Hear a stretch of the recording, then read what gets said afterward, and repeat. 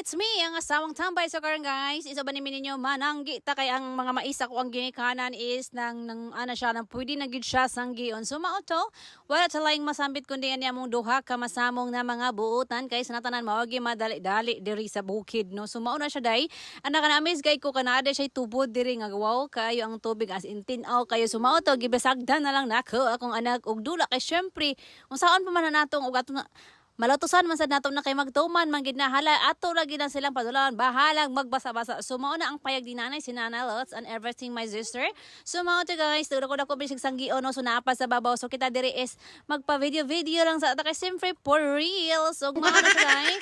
So nakita ninyo si Mamang si Papa na tabang gid na siya kay di po na sila magserve nga dili mo tabang kay dili man na sila kasabot mo tabang mangid na sila kay bisag sila ang nananom usab pa diha kay ganahan mo gid na sila kay masingot mo gawas ilang singot. So tuara akong papa na siya ang butang sa mga mais diya sa sako kay para hakuton na pud na siya day.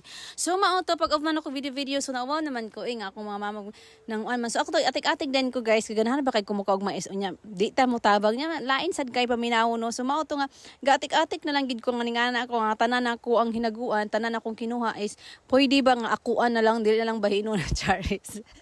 So mao to na grabe na mo anad na kay kuani kay taga-bukid baya ko sa una mao gini akong life mao gini ang kuan. So na lami lang kay sa pamati ba nga karon bitaw na balik na bitaw ang tanan nga nindot na kaay pagyud kay ngano ang nakada best karon kung nakabalik ka ginani nga tiguwang na idara na ta is lami na kay sa pamati kay magawsan magud ta og singot. So mao na siya day. So mao na ang mga tigals diri day magtrabaho gid na sila kay ganahan gid sila pero always magawsan og singot kay healthy kuno. So mao rather guys, bye.